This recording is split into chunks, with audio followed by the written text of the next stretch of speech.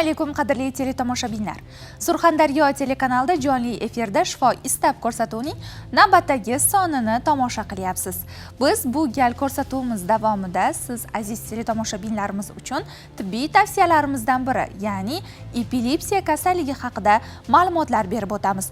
Ushbu kasallikning kelib chiqishi, oldini olish yoki bartaraf etish usullari xususida esa bizga malakali mutaxassislar ma'lumot berish uchun studiyamizga shaylanib turishibdi. Ular Eshboyev Yo'lchi Aliqulovich, nevrolog, epileptolog, qolaversa Azizbek Erkinovich Xolmuminov, nevropsixolog. Bugun ko'rsatuvimiz mehmonlari. Assalomu alaykum, xush kelibsizlar. Yuqorida teletomoshabinlarimizga biz aynan epilepsiya kasalligi haqida tavsiyalar beramiz deya ta'kidlab o'tdik. Keling, dastlab epilepsiya kasalligi o'zi nima ekanligi, etiologiyasi, nima sababdan kelib chiqadi, nasliymi yoki orttirilgan bo'ladimi, shular xususida ma'lumot berib boshlasak. Assalomu alaykum avvalambor. Epilepsiya kasalligi aslida o'sha bosh miyaning kasalligi hisoblanadi. Ya'ni bosh miyamiz asosan neyron degan hujayralardan, birliklardan tashkil topgan. O'sha neyronlar aslida ketma-ket navbatma-navbat ishlash kerak. Asinxron deymiz. Ya'ni bir neyron ishlaganda boshqa neyron qo'zg'algan holatga o'tish kerak. Bu normal holatda miyaning ishlashi. Epilepsiya kasalligida esa o'sha neyronlar bir vaqtda sinxron tarzda, ya'ni bosh miyaning hamma neyronlari yoki ma'lum bir guruh neyronlar bir vaqtda qo'zg'alishi oqibatida miyada epileptik faollik yuzaga keladi hamda bu faollikning tashqi ko'rinishi, simptom belgilari deymiz. Belgisi bu o'sha tutqanoq xurujlari hisoblanadi.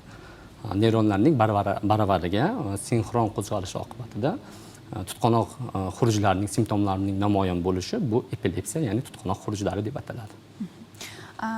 Azizbek, aynan ushbu kasallikni qanday holatda nasl surishi, qanday holatda orttirilgan bo'lishi xususida to'xtalib o'tsangiz.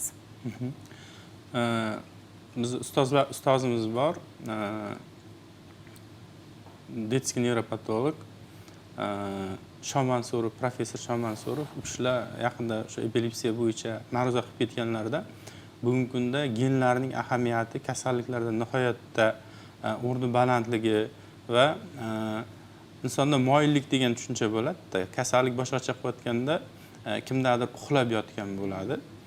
O'shanga ma'lum bir sabablar, masalan, bosh miyada olgan jarohat, turtki, uxlab yotgan kasallikni turtib uyg'otish bilan teng bo'ladi. Ba'zan esa u uyg'otish shart emas, kuchli darajada namoyon bo'ladi. Bu kasallikning geni birdan o'zidan uyg'onadi. Ko'pincha biz epilepsiya kasalligini tasniflaganda, ya'ni guruhlarga ajratganda endogen organik kasalliklar guruhiga kiritamiz. Endogen ko'proq gen bilan bog'liq kasallik hisoblanadi. Albatta, kasallikni gen bilan bog'liq bo'lishi ba'zida ota-onaga bog'liq bo'lmaydi. Aytamizki, menda yo'q edi yoki turmush o'rtog'imda bu kasallik yo'q edi deyshadi.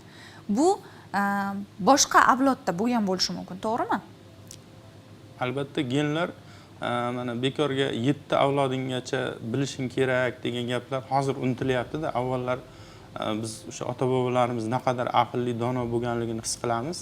Aynan ko'p o'rganish jarayonida mana Qozog'istondan kelgan professor Nikolay Anatolyevich kurslarda qatnashganmiz, aynan shu neyropsixiatriya, neyropsixologiya sohasida o'tgan tajribalarda shunda bir gen haqida shunday bir tadqiqotni aytib berganlar-da. Sichqonlarning jununi rangini ko'k qiluvchi gen sichqonni geniga kiritiladi va 6 ta avlodda, o'sha sichqondan tarqagan 6 ta avlodda bu gen namoyon bo'lmaydi. 7-avlodda namoyon bo'ladi. Va mana bizda ham borki, nevara, evara, chevara, oxirgisi begona degan. Genlar o'sha 7 avloddan keyin bir yangilanish, o'sha 7 avloddan keyingi genlar bilan o'sha boshdagi avlod bir-biri bilan solishtirib ko'rganda begonalashuv, almashinuv kuzatilar ekanda, lekin ungacha o'tib borar ekan. Kasallikning klinik belgilari haqida to'xtalib o'tsak. Kasallikning klinik belgilari bu epilepsiyaning turiga bog'liq albatta. O'zi umuman olganda epilepsiya kasalligi hamda tutqanoq xurujlari, ya'ni simptomatik tutqanoq xurujlari haqida ajratib olganimiz ma'qul. Chunki epilepsiya kasalligi bu bosh miyaning kasalligi hisoblanadi, organik kasallik hisoblanadi va bosh miyadagi hozir tushuntirib o'tganimdek neyronlar faoliyatining buzilishi oqibatida tutqanoq xurujlari yuzaga keladi. Va shuningdek simptomatik tutqanoq xurujlari bor. Bular epilepsiya kasalligiga aloqasi yo'q. Bular ham lekin tashqi ko'rinishdan, belgilaridan xuddi tutqanoq xurujlari bilan birgalikda kechadi.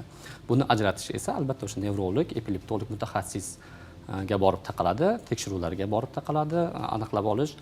Ya'ni belgilarning yuzaga kelishi fokal deymiz, ya'ni ma'lum bir kichik tana doirasida yoki kichik belgilar doirasidan tortib generallashgan deymiz, ya'ni umumiy tipdagi tonik-klonik xurujlargacha davom etadi. Bu kasallikning turiga, epilepsiyaning turiga hamda uning sabablarining turiga bog'liq bo'ladi albatta. Belgilarning yuzaga chiqishi. Keling, har ikki turni ham tahlil qilib o'tsak. Marhamat. Ikkala turni ham tahlil o'tsak, masalan, fokal turdagi o'sha belgilarda aytganimdek, kichik o'zgarishlargina bo'ladi. Buni ko'rib xalqimiz ko'pincha tutqanoq xurujlari ekanligini bilmaydi yoki shubhalanmaydi. Aytaylik, bolada o'sha yoki bemorda shunchaki qoshlari uchgandek yoki ko'zlari pirillab uchgandek yoki barmoqlari yengilgina tebranib, siltanib o'tgandek bo'ladi. Hattoki bemorning o'zi va uning yaqinlaridagilar buning epilepsiya haqida, epilepsiya ekanligi haqida umuman shubhaga borishmaydi. Xalqimiz orasida yana shunaqa tushuncha borki, o'sha tutqanoq xuruj deganda faqatgina aytganimdek generallashgan, qo'l oyoqlari tirishib, bemor qaltirab, og'zidan ko'pik kelib, hushidan ketish holati hammamizning ko'z oldimizga keladi. Vaholanki, epilepsiya va tutqanoq xurujlarining turlari juda ham ko'p bu yerda. Fokal deganim aytganim faqatgina tashqarida beriladigan belgi emas, balki bemorning o'zida o'sha obyektiv belgilar bilan ham namoyon bo'ladi. Bemorning o'ziga bilinadigan belgilar, ya'ni aytaylik aura deymiz, qo'rquvlar bilan kechadi. Bu ham tutqanoq xurujlari bo'ladi. Azizbek Erkinovичning amaliyotlarida juda ko'p uchraydi bunaqa holatlar. Bunaqa bemorlar ko'pincha o'sha psixiatrga murojaat qilishadi.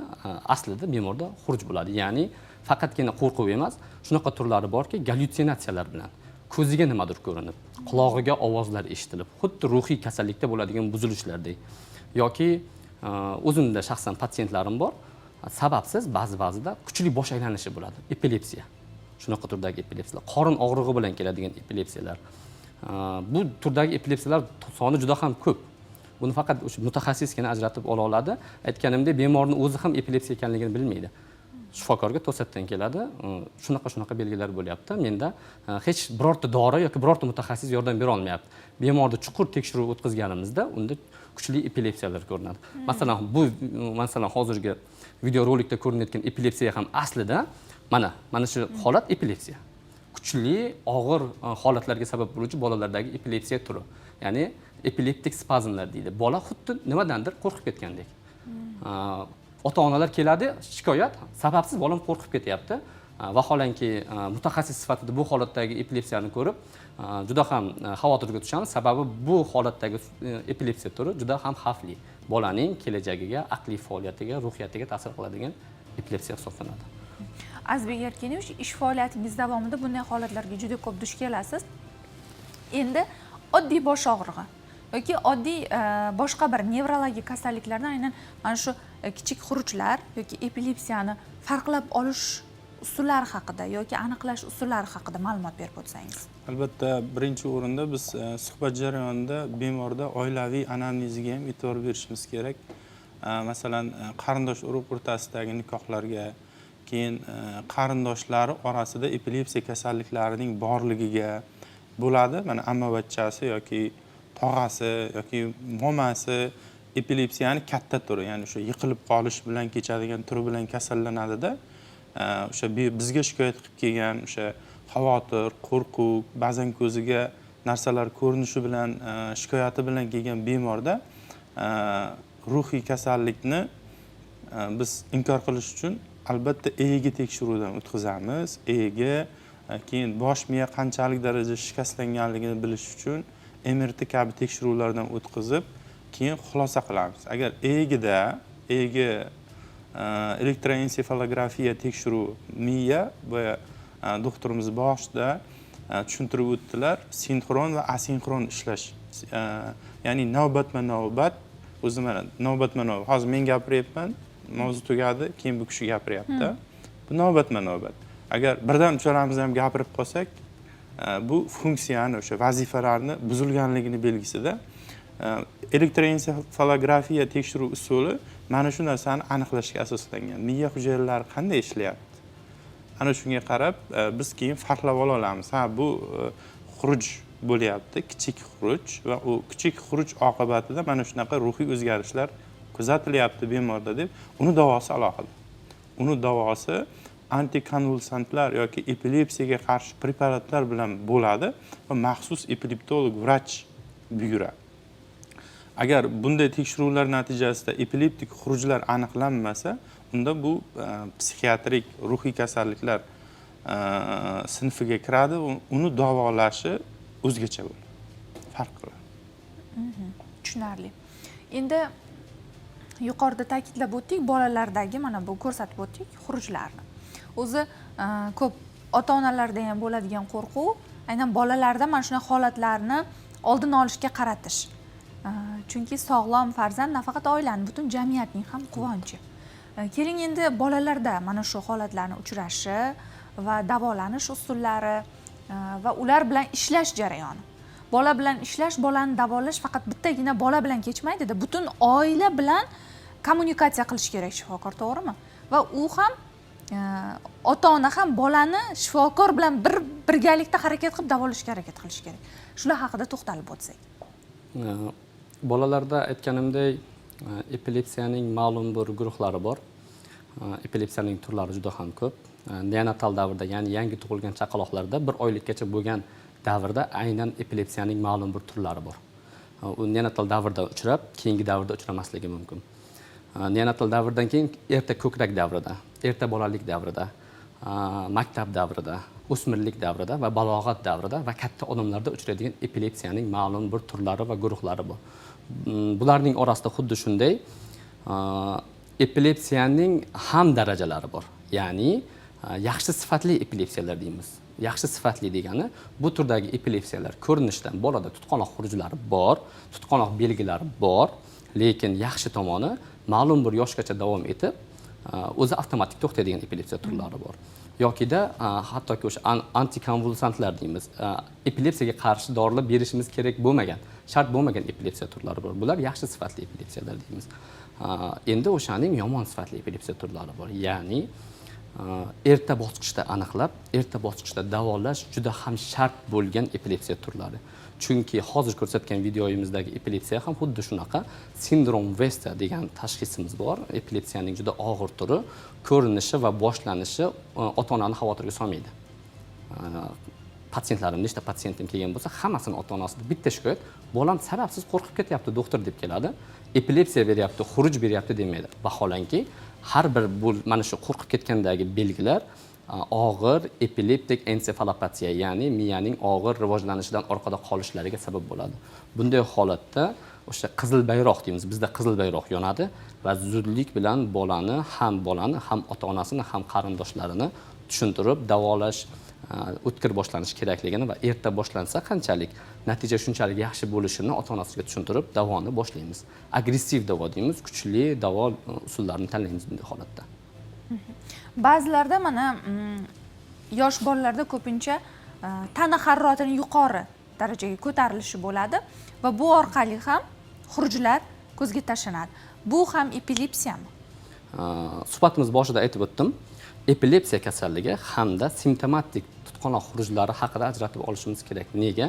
Ikkalasining ham ko'rinishi bir xil, lekin orqasidagi sabab har xil.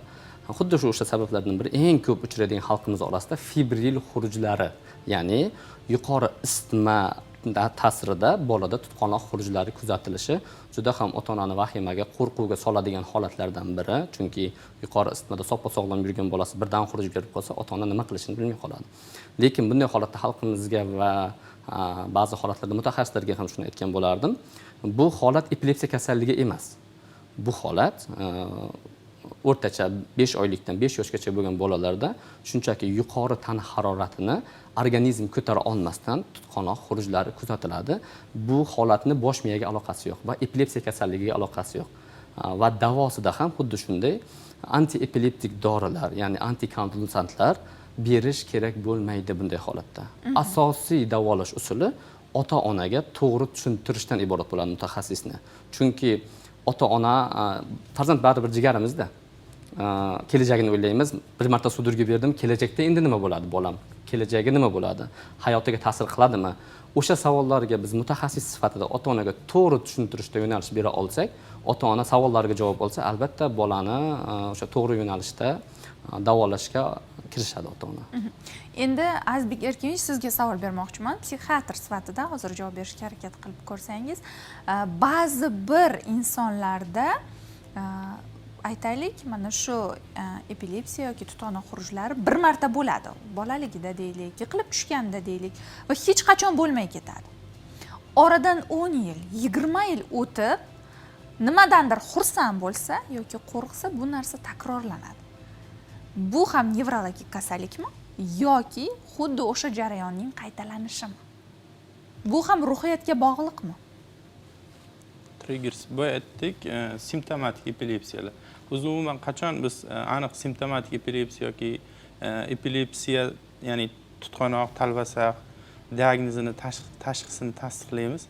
Qachonki boya aytib o'tganimizdek elektroensefalografiyani natijalariga asoslanib, o'sha bosh miyadagi MRTning xulosalariga asoslanib, oxirida yakuniy tashxis qo'yamizda.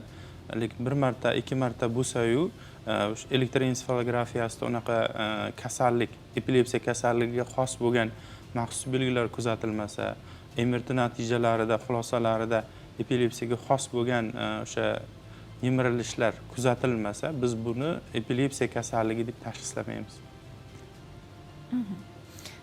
Marhamat. Xuddi shuningdek, mana shu joyda aytib o'tmoqchiman. Psixologik noepileptik paroksizmlar degan tushuncha bor. Ya'ni xuddi ko'rinishi epilepsiyaga o'xshaydi, lekin epilepsiya bo'lmagan holatlar bor. Qattiq stress, qattiq qo'rquv yoki birorta bir ruhiy holat sababli bemorda epilepsiya xurujlarining namoyon bo'lishi, tutqanoq xurujlarining bu holatda ham bu epilepsiya kasalligi hisoblanmaydi. Aynan buning asosiy sababi, ya'ni etiologiyasi deymiz, ruhiyat sabab bo'lganligi uchun asosan psixolog yoki psixiatrlarga yo'llanma beramiz bunaqa bemorlarni biz ajratib.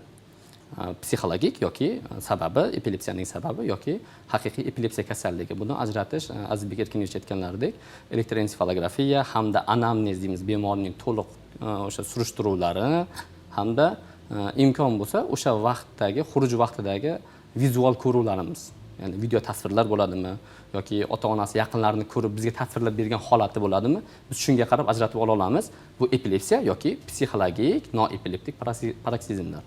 Ruhiyat sababli bo'ladigan o'sha xurujlar sabab ayta olamiz. Aytaylik, bolada epilepsiya bor, lekin uni o'qishi, ish faoliyati, xotirasi yaxshi. Hech qanday uni yashash tarziga, ish faoliyatiga, rivojlanishiga to'siq bo'lmaydi. Va bu ota-onalarni qanchalik darajada chalg'ita oladi davolamaslik uchun. Aytganimdek, yuqorida siz aynan aqliy jihatdan biroz ortda qolishi mumkin degandek ta'kidladingiz. Ba'zilarda unaqa bo'lmasligi mumkin-ku. Albatta. Shuning uchun bizni nevrologiyada epilepsiyani davolashimizda bitta qoidamiz bor. Nevrolog, ya'ni epileptolog analizni emas, tahlil natijalarini emas, biz bemorni davolaymiz. Epilepsiyaning asosiy zarari bemorning hayot faoliyatiga, o'qishiga, yozishiga, kelajagiga, fikrlashiga, turmushiga ta'sir qiladigan bo'lsa, zarar beradigan bo'lsa, u epilepsiyani to'xtatishimiz muhimroq. Lekin vaholanki juda ko'p shunaqa bemorlarimiz chiqqan, bosh miyada EEG tekshiruvida epileptik o'choqlar aniqlangan, lekin bemorning umumiy holati juda ham yaxshi, xurujlar deyarli bermaydi, o'qishi, hayot tarzi sog'lom insonlikdan hech qanday farq qilmaydi. Hattoki ota-onasining epilepsiyaga unaqasi ham yo'q, shikoyati ham yo'q. Bunday holatda bemorga antikonvulsiya dorilar berilmaydi va hamda ota-onasiga to'g'ri tushuntiriladi. To'g'ri, bolada epileptik o'choqlar bor, lekin bu bolani bezovta qilmayapti. O'shaning uchun hech qanaqangi lecheniya yoki muolaja shart emas. Shunchaki bemorni kuzatamiz. Shikoyat bo'lsa, kelasizlar, unda shunga qarab muolaja qilamiz deb tushuntiriladi. Rahmat. Qadrli teletomoshabinlar, Surxondaryo telekanalida Shifo istab ko'rsatuvi jonli efirda davom etadi. Bizda esa qisqa reklama vaqti yetib keldi. Telekanalimizdan uzoqlashmang.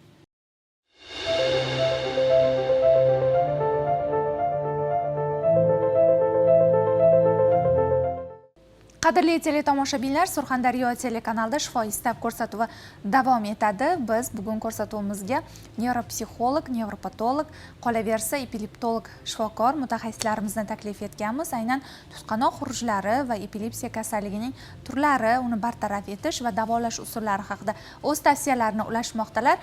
Keling endi teletomoshabinlarimizga yuqorida har bir usulini, turini sanab o'tingiz kasallikni va uni davolashni ham turlari bir-biridan farqlansa kerak. Shular haqida ma'lumot berib o'tsangiz.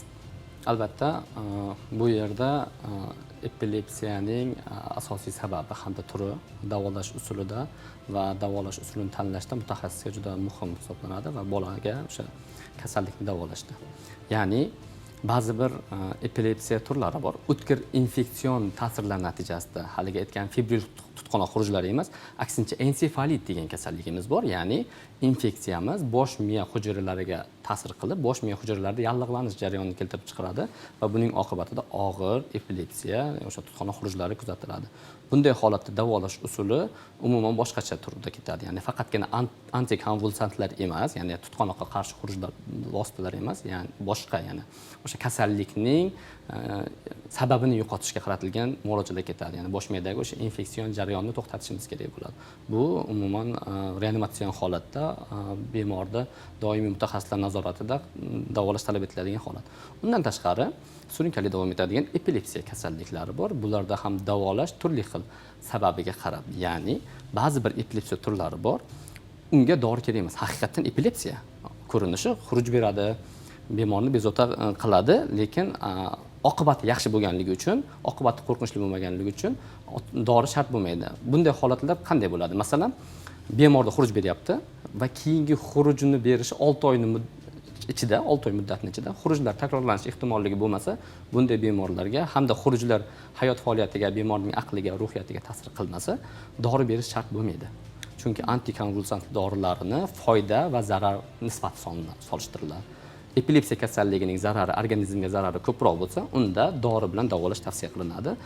Dorining zarari epilepsiyaning zararidan ko'proq bo'lsa, unda dorisiz variant tushuntiriladi, ota-onaga to'g'ri tushuntiriladi davolash haqida.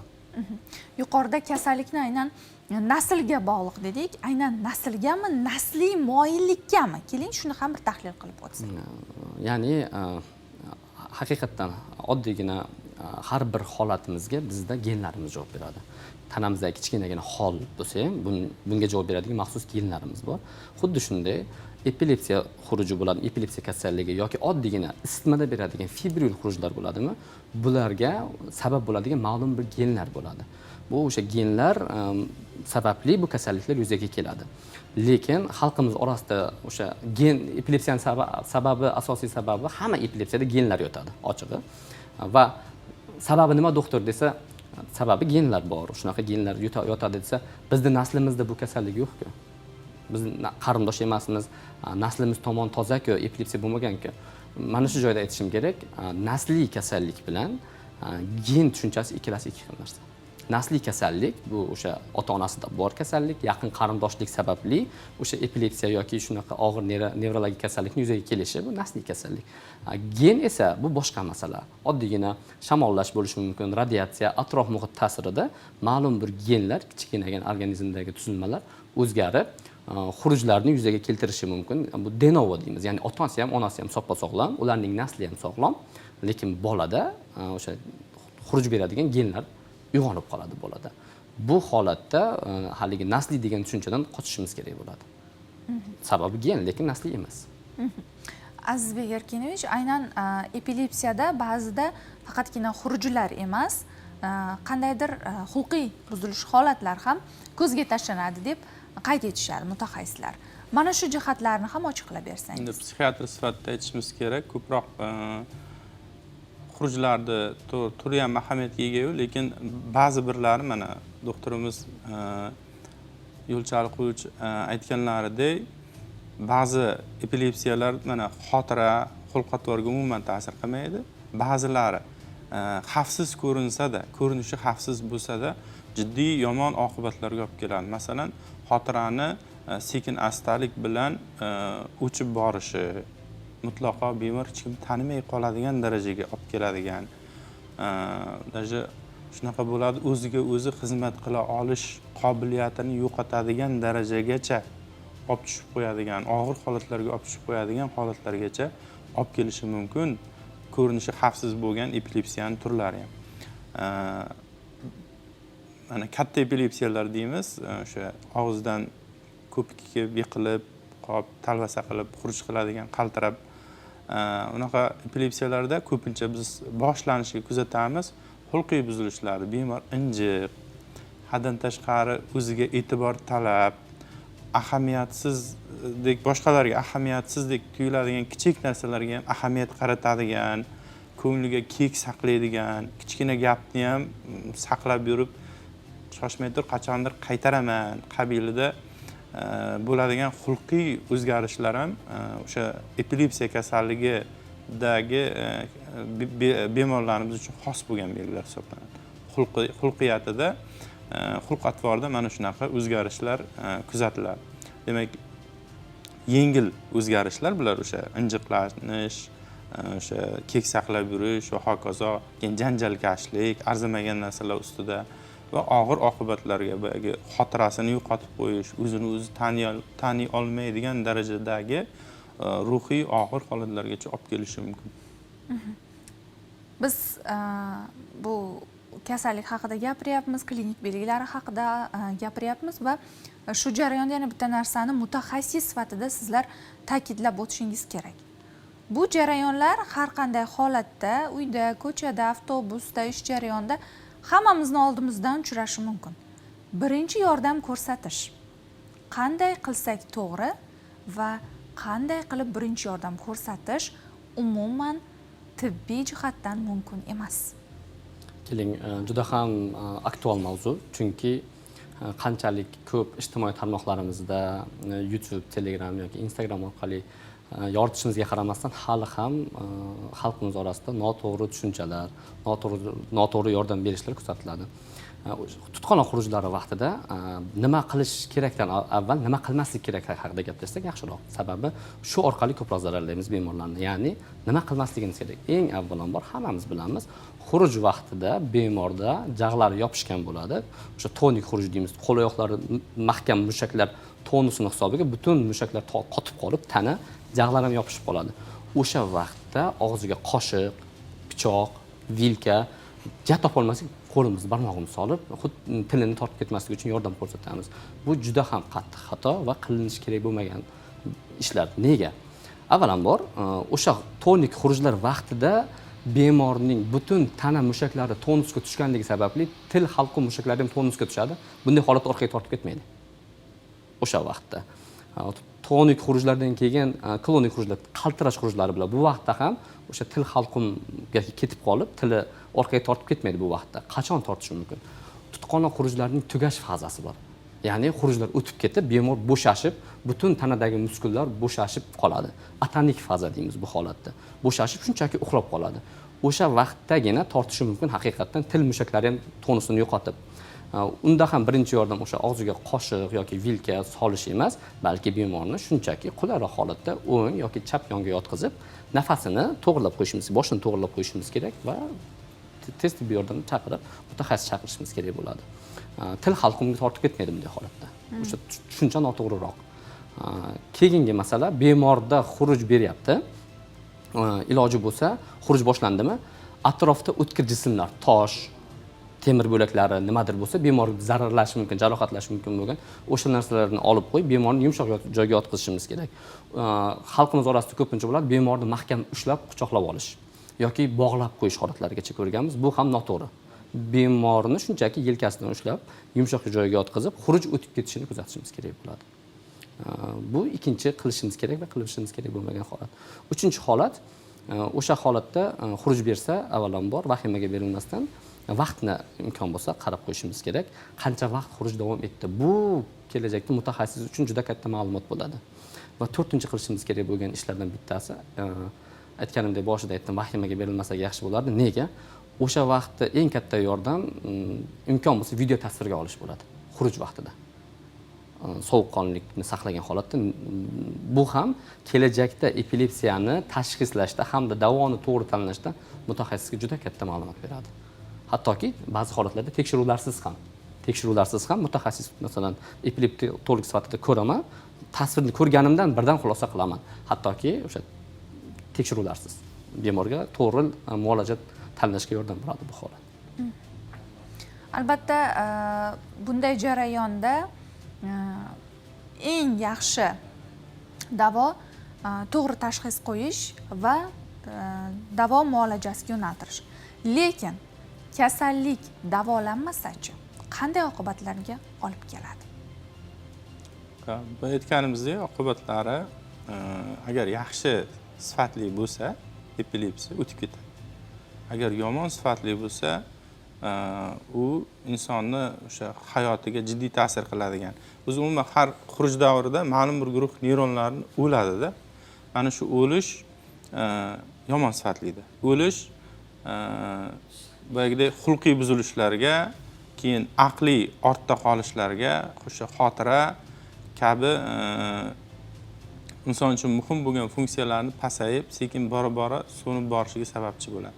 To'g'ri preparatni tanlash, o'z vaqtida kerakli yordam berish xurujlarni to'xtashiga sababchi bo'ladi va mana bunday og'ir holatlarga tushib qolishni oldini oladi. To'g'risi. Og'ir turdagi epilepsiya turlarida, ya'ni borgan sari rivojlanib boruvchi epilepsiya turlari bor. Dori preparatlariga chidamlilik, farmakorezistent deymiz. Epilepsiyani turi shunaqa, ota-onalarga ham tushuntiramiz. Bitta dorini o'zi ta'sir qilmaydi bunday holatda. Dorini kerakli dozada berish, kuchi yetmasa dozani oshirish, buni albatta mutaxassis qiladi. Hamda bosqichma-bosqich davolash ota-onalardan talab qilinadi va mutaxassislardan. Ya'ni masalan, xalqimizda ozroq noto'g'ri yondashuv bor. Masalan, bitta xuruj turi keldi. Kecha ham bo'lgan voqea o'zimda bemorimda. 1 yil avval ko'rganman. 1 yil avval bemorda o'sha epilepsiyaning og'ir turi, sindrom Duze deymiz. Shunaqa borgan sari bolada rivojlanib boruvchi epilepsiya turi bor va dorilarga ta'sir qilish qiyinroq. Ota-onasiga tushuntirganman, dori shunaqa xuruj turi, dori ta'sir qilish qiyinroq. Men hozir dorini yozib beraman. Xurujlar mabodoki to'xtamasa, kelasiz yoniga yana dorini to'g'rilayman dozasini. Va ota-ona aytganimdek qabulimdan chiqqan, xurujlar to'xtashi biroz qiyinroq bo'lgan. Shu bilan ota-ona ketgan. 1 yil davomida mutaxassislarda aylanib 1 yildan keyin kecha qaytib keldi yonimga. Xuddi o'sha aytganimdek, hamma joyga borishgan, Toshkentda o'sha ustozlarimiz bor, epileptolog, bolalar milliy tibbiyot markazida mutaxassislar bor, hamkasblarimiz borishgan, tashxis yana aniqlangan, yana qaytib o'sha davolni davom ettirish uchun yo'naltirilgan. Endi bemorga ikkinchi etap dorini o'tdik. Demoqchi bo'lganim, o'sha mutaxassis, to'g'ri mutaxassis tanlash kerak. Epilepsiyami? Epileptolog mutaxassis shug'ullanadi. Nevrologiyani o'zi hozir mutaxassisliklarga bo'linib ketganda, epilepsiyani o'zi alohida mutaxassislik. Epileptologga borib, muolajani oxirigacha olib borish talab etiladi. Qachonki o'sha og'ir oqibatlarga olib kelmaslik kerak. Aytganimdek, bu yerda xurujni to'xtatish juda ham muhim. Bemorning hayot sifatiga ta'sir qilmasligi uchun. Ota-onalardan talab qilinadigan narsa o'sha mutaxassisni mahkam ushlab, oxirigacha o'sha tekshiruvlarni, davolashni oxirigacha olib borish kerak bo'ladi. Bitta mutaxassis bilan. Kasallikni bartaraf etish yoki davolash usullari haqida hozir dunyo tajribasidan nimalarni o'rganyapsiz? Kasallikni bartaraf etish hamda davolash usullari haqida ustozlarimiz hamda jamoamiz bor butun respublikada. Isbotlangan tibbiyot tarafdorlarimiz, ya'ni o'sha butun dunyoda epilepsiyani davolash bo'yicha o'sha butun dunyo qo'llaydigan protokollar va yangiliklar haqida doimiy onlayn yoki offlayn malakamizni oshirib, imkon boricha o'sha butun dunyoda bitta epilepsiya turi, oddiygina hozir ko'rsatganim sindrom Vestada dunyoning rivojlangan mamlakatlarida qaysi usullar tanlansa, xuddi o'sha usullarni o'zimizning Surxondaryo sharoitida bemorlarimizga qo'llab juda yaxshi natijalarga erishib kelmoqdamiz hozirgi kunda. Shu o'rinda bir shifokor nevropatologlarga bir iltimosimiz bor edi. Agar mana epilepsiyani turini farqlay olmaydigan bo'lsa, chunki kasalliklar juda ham ko'pda, bitta mutaxassis, nevropatolog ham epilepsiyaga, ham boshqa insult bir turiga hammasini qamrab olishni imkoniyati yo'q. Shuning uchun ham bugun epileptologiya yo'nalishi, insultologiya yo'nalishi, neyroreabilitatsiya, neyropsixologiya va hokazo kabi qisqa tor yo'nalishlarga bo'linib ketmoqda. Neyropatologlarimizga aytamiz, agarda o'zini masalan bemor epilepsiya xuruji bilan keldi, lekin konkret qanaqadir davo muolajasi o'shanga 100% tushishiga ishonch komil bo'lmasa, mutaxassis epileptologlarga yo'naltirishni tavsiya bergan bo'lardik. Bilmasdan mana hozir eng mashhur, o'z dori aytish mumkin emas ko'rsatuvda, lekin juda ham mashhurda karbamazepin. Keldi, epilepsiya ham bo'ldi karbamazepin o'zida. Keldi, epilepsiya ham bo'ldi.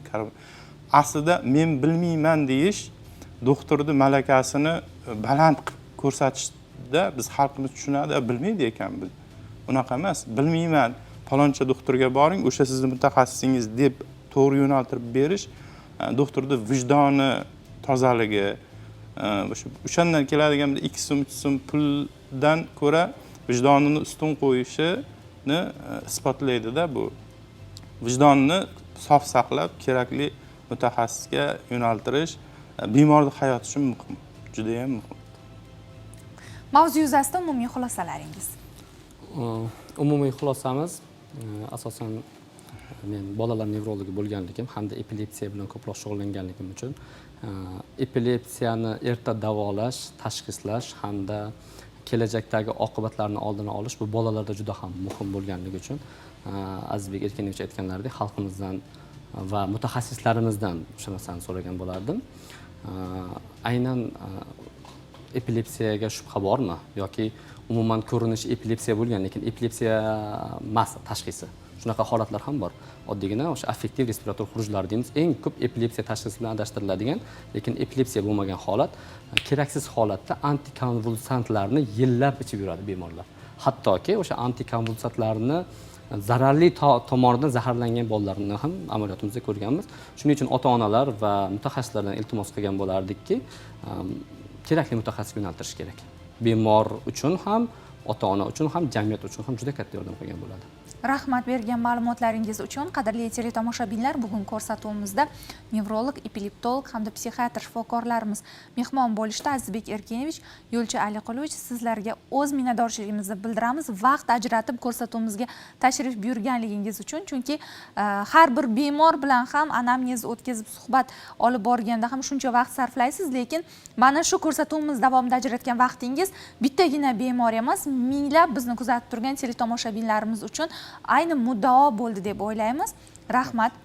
Qadrli teletomoshabinlar, jonli efirda Shifo istab ko'rsatuvini Surxondaryo telekanalida tomosha qildingiz. Muntazam haftaning har dushanba va payshanba kunlari bizni Shifo istab ko'rsatuvini tomosha qiling. Sizga eng kerakli va foydali tibbiy tavsiyalarni ulashishda biz ham davom etamiz. Xayr, salomat bo'ling.